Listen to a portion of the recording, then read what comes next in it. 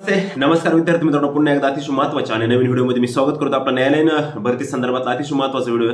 विद्यार्थी मित्रांनो, जिल्हा न्यायालय भरती 2023 कोर्टाचे पेपर केव्हा होणार, हॉल तिकीट कधी येणार आणि पुढची प्रक्रिया काय असणार या संदर्भातला अतिशय महत्त्वाचा माहिती देणारा हा व्हिडिओ असणार आहे. त्याचबरोबर विद्यार्थी मित्रांनो, मी तुम्हाला संपूर्ण टेस्ट सिरीजच्या संदर्भातली पण संपूर्ण माहिती मी या ठिकाणी सांगणार आहे, टेस्ट सिरीज संदर्भातली पण.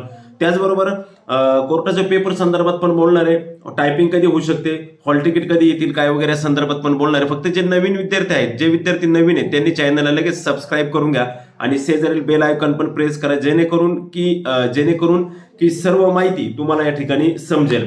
आणि इथून पुढे पण न्यायालयाच्या संदर्भातली जेवढी काही प्रॉपर माहिती असेल ती सगळी माहिती तुम्हाला वेळच्या वेळ या ठिकाणी काय होत जाईल, समजत जाईल. त्यासाठी चॅनलला सर्वांनी सबस्क्राईब करून घ्या, बेल आयकॉन पण प्रेस करा. जिल्हा न्यायालय भरती 2023 जिल्हा न्यायालय कोर्टाचे पेपर कधी होणार याच्या संदर्भात भरपूर विद्यार्थी हे करतात. मित्रांनो, कोर्टाचे पेपर आपले कदाचित 8 मार्चला सुरू होण्याची शक्यता आहे. असे म्हणजे बरेच सूत्रांकडून माहिती कळाली का कोर्टाचे पेपर TCS मार्काचे पेपर 8 मार्चच्या दरम्यान सुरू होऊ शकतात. लक्षामध्ये असा एक अंदाज आहे, म्हणजे मार्च महिन्यात पेपर सुरू होऊ शकतात आपला असा एक अंदाज आहे का. आणि अजून एक फार महत्वाच्या गोष्टी सांगायच्या तुम्हाला का, असं पण ऐकायला आले का TCS पेपर घेणार आहेत आपले, TCSने फॉर्म भरून घेतलेत, परंतु न्यायालयाला असं निदर्शन येतं का TCSच्या पाठीमागच्या काही परीक्षांमध्ये घोटाळे झालेले आहेत किंवा परीक्षांचे पेपर फुटी प्रकरण झालेले आहे. आणि जर न्यायालयाच्या बाबतीत इनमिन 40 प्रश्न आणि न्यायालयाच्या बाबतीत जर TCSने असं गोळ केला तर तो न्यायालयाला गडबड होऊ शकते. कारण का ज्या ठिकाणी न्याय द्यायचं काम चाललंय ती जर भरतीमध्ये फ्रॉड झाला तर तुम्हाला माहिती किती प्रॉब्लेम मोठा होईल. तिथे जायचं कुठं मग, जर न्यायालयाच्या भरती घोटाळा झाला तर मग जायचं कुठं, असा मोठा प्रश्न आहे. त्याच्यामुळे कदाचित मला वाटतंय असं 2-3 कर्मचारी मला बोलले की कदाचित TCS न घेता जिल्ह्यांकडे घ्यायला भाग पाडू शकतं. परंतु असं शक्यतो मला तरी वाटत नाही. बरेच जण मला कालपासून बरेच जण बोलले, परंतु TCS 1000 रुपये फी घेतलेली आपली आणि 1000 रुपये फी घेतली असताना असं TCS करणार नाही, हे लक्षात ठेवा. 1000 रुपये फी जर घेतली असेल तर TCSलाच त्या एक्झाम कंडक्ट करावं लागतील आणि सर्व काही TCSलाच करावं लागेल. हे फक्त एक चर्चा चालू आहे आणि विद्यार्थी पण मेसेज करतात मला की सर असं होणार आहे तसं होणार आहे. आणि शॉर्टलिस्टच्या संदर्भातलं आपल्या मूळ जाहिरातीमध्ये सुद्धा सांगितलेलं होतं का अल्पसूची लागणार आहे, सगळीकडे सांगितलं होतं. मात्र मुलांनी 1000 रुपये चलन भरल्यामुळं अल्पसूची लागेल की नाही लागणार हेच सर्वांसाठी हे महत्वाचं असणार आहे. कोर्टाचे पेपर केव्हा होणार या संदर्भात मी सांगितलं, मार्चच्या पहिल्या वीकमध्ये आपले कोर्टाचे पेपर सुरू होतील. मग तिथून पुढे आपले कोर्टाचे पेपर चालू राहतील. कदाचित 3 ते 4 शिफ्टमध्ये कोर्टाचा पेपर होऊ शकतो दिवसाला, कारण की पेपर काही 40 प्रश्न आहेत, 30 आणि 40 प्रश्न आहे. 1 तासाभरात पेपर संपणार आपला, पाऊण तास, अर्धा तास, 1 तासात पेपर संपणार आहे. त्याच्यामुळे फास्टमध्ये पेपर उरकून घेतील TCSच्या अगोदर कदाचित आदिवासी विकास विभागाची जाहिरात आली होती, त्याचे पेपर होऊ शकतात. TCSच्या अगोदर आदिवासी विकास विभाग किंवा जिल्हा परिषदेचे जर हॉल तिकीट आले आरोग्य विभागाचे तर मग अजून आपली एक्झाम लांबू शकते, हे लक्षात घ्या. आता अजून प्रोसेस आहे, आता नावांची लिस्ट लावायची का हॉल तिकीट येणार डायरेक्ट परीक्षेचं, हे अजून जर तर आहे आलं लक्षामध्ये. मात्र एकदा की आपल्याला प्रॉपरली, आणि तोपर्यंत आपला उलटा फायदा आहे.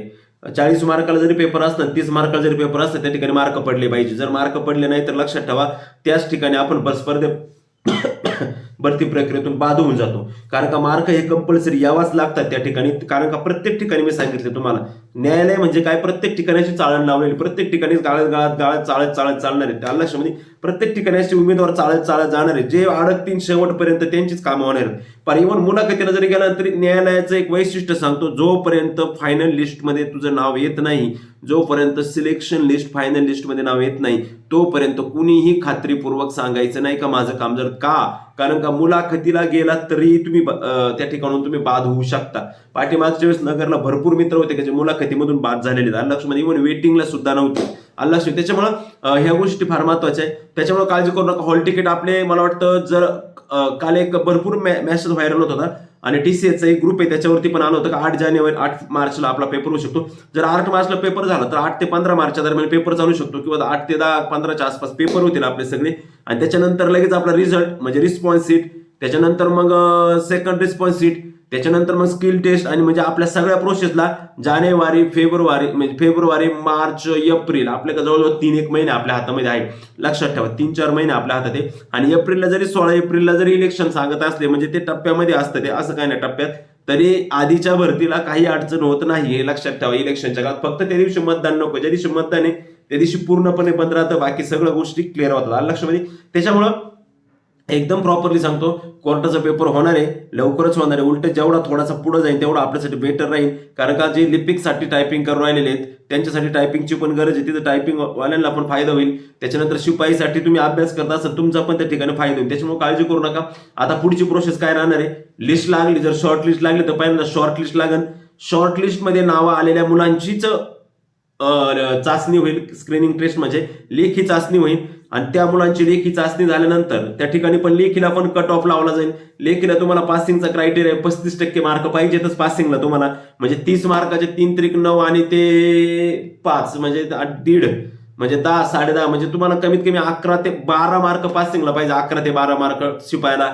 आणि पोलीस लिपिकला 4 त्रिक 12 आणि ते 2 12 आणि 2 14 मार्क लिपिक शिपायला म्हणजे 15 तरी मार्क शिपायला पाहिजे का तर तुम्ही पास होऊ शकता. 15 पेक्षा कमी मार्क जर असेल तर तुम्ही शिपाई नापास. 11 पेक्षा कमी मार्क असेल तर तुम्ही 15 पेक्षा कमी मार्क असेल तर तुम्ही लिपिकला नापास. 11 पेक्षा कमी मार्क असेल तर तुम्ही शिपायला नापास. असा क्रायटेरिया असणार आहे. आणि हे फक्त पासिंग क्रायटेरिया आहे. आणि त्याच्या पुढे मग तुम्ही 25 घेताय का 30 घेताय 28 घेताय त्याच्यानुसार तो कट ऑफ लागू शकतो परत. म्हणजे प्रत्येक ठिकाणी मुलांना नाही. ते झाल्यानंतर पुढची प्रक्रिया, पुढचा टप्पा असणार रिस्पॉन्स शीट येणं. त्याच्यावरती काही ऑब्जेक्शन वगैरे ते काही भानगडी जास्त नसणार. त्याचा पेपर साधे सोपे पेपर, सरळ पेपर असणार आहे. आणि जर जिल्ह्याकडे गेले पेपर आणि जिल्ह्याने जर पेपर घेतले तर मग काही विचारूच नका, मग एकदम सोपे साधे पेपर असतात. मग ते वन डे होतात डायरेक्ट, त्याची काही अडचण येत नाही. मात्र असं जर झालं आपल्याला शक्यतो मायनस सिस्टीम नसणारी, नॉर्मलायझेशन नसणारी कोर्टाला. लक्षात ठेवा, मायनस सिस्टीम नाही, नॉर्मलायझेशन ह्या गोष्टी कोर्टाला आपल्याला नसतात. त्याच्यामुळे ते कट ऑफ जास्त लागू शकतो. कारण का मायनस सिस्टीम नाही म्हणल्यावर सगळेच प्रश्न सोडवणारे लोक आणि त्या ठिकाणी सगळे सोडवणार म्हणजे मेरिट वाढणार आहे. लक्षामध्ये. दुसरी गोष्ट अशी का त्याच्या पुढची प्रक्रिया असणार आहे लोकल लँग्वेज टेस्ट. एकदा त्या त्याच्यात कट ऑफ लागला तर पहिल्यांदा तुमच्या मराठी टायपिंगसाठी सगळ्यांना पात्र करणार. मराठी टायपिंगमध्ये तुम्ही जर व्यवस्थित पात्र झालात तर मग तुम्हाला इंग्लिश टायपिंगसाठी पात्र करणार.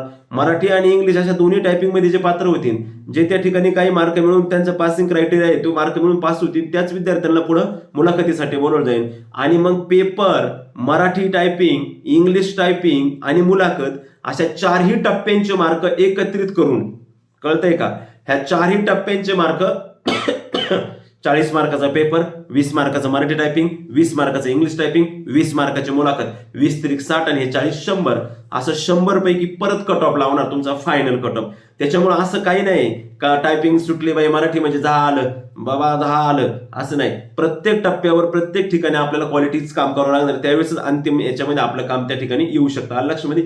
चालतंय मित्रांनो, अतिशय महत्वाची माहिती होती. आणि टेस्ट सिरीजच्या संदर्भात सगळ्यांना टेस्ट सिरीज मी पुढे माहिती देतो. टेस्ट सिरीजची ती टेस्ट सिरीज तुम्हाला लावायची असेल तर तुम्ही नक्की लावू शकता.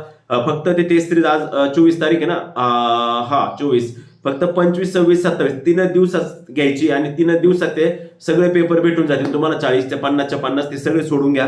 त्याच्यातून तुम्हाला चांगल्या प्रकारे रिव्हिजन होईल. डिस्क्रिप्शन बॉक्समध्ये पण मी माझा नंबर दिला, त्या माझ्या नंबरवर जाऊन पण हे करा आणि पुढे मी माहिती देतोय ती माहिती एकदम व्यवस्थित पाहून घ्या टेस्ट सिरीजच्या संदर्भात. ओके, ठीक आहे, धन्यवाद. पहा मित्रांनो, या ठिकाणी अतिशय महत्त्वाचं म्हणजे हार्देस सर संचलित हार्देस ऑनलाईन पोलीस अकॅडमीची ही टेस्ट सिरीज आहे मित्रांनो. ही टेस्ट सिरीज आपण जॉईन केलेली आहे. आता आपल्या 2-3 बॅच चालू जवळ. आता शेवटची बॅच म्हणण्यापेक्षा तुम्हाला पर्सनली चिन्ह शकतो किंवा ग्रुपमध्ये ऍड केलं जाईल. जिल्हा न्यायालय भरती 2023 जम्बो टेस्ट सिरीज लिपिक आणि शिपाई पदासाठी मित्रांनो फक्त 60 रुपये फी. मग मित्रांनो 2000 प्रश्नांचा सराव होणार आहे आपला. TCS पॅटर्ननुसार सर्व प्रश्न सराव. या ठिकाणी वरती माझा मोबाईल नंबर दिसतोय, त्या ठिकाणी जाऊन मला तुम्ही SMS करू शकता. हा माझा या ठिकाणी तुम्हाला मोबाईल नंबर दिसतोय बघा, 97 66 85 36 75. आणि जे त्याची तयारी करतात त्या सर्वांनीच मला त्या नंबरवरती मेसेज करा. जे जिल्हा कोर्टाची, वनरक्षक भरती, पोलीस भरती, राज्योत्पन्न शुल्क भरती किंवा इतर सर्व सेवा भरतीची तयारी करतात त्या सर्व विद्यार्थ्यांनी या ठिकाणी जाऊन मला काय करा, मेसेज करा या नंबरला, व्हॉट्सअपला आपलं नाव आणि जिल्हा कळवा. आणि 2000 प्रश्नांचा सराव करायचा असेल तर या ठिकाणी हा जो नंबर तुम्हाला दिसतो या ठिकाणी ह्या नंबरला तुम्ही काय करा, SMS करा. हा जो नंबर इथे दिसतोय तुम्हाला, हा खाली जो नंबर दिसतो 97 66 95 95 96 हा नंबर, चेतन देशमुख जे नाव आहे 95 95 96 73 25 ला SMS करा आणि त्याच नंबरवरती 60 रुपये पे करा आणि त्याच नंबरवरती स्क्रीनशॉट टाका, जेणेकरून तुम्हाला त्या ठिकाणाहून ID, पासवर्ड आणि पेपर पण मिळून जातील. लक्षामध्ये. आणि ज्या विद्यार्थ्यांना रोजचा अपडेट पाहिजे त्यांनी हा माझा नंबर हार्देस सर नाव आहे त्याच्या समोरचा जो नंबर आहे 97 66 85 36 75 त्या नंबरवरती SMS करा. ओके, ठीक आहे. जर प्रवेश घेणार असेल तर आजच्या आज लवकर प्रवेश घ्या, जेणेकरून आपल्याला त्याचा फायदा होईल आणि पेपर वेळेत सगळे सोडवता येतील. ओके, धन्यवाद.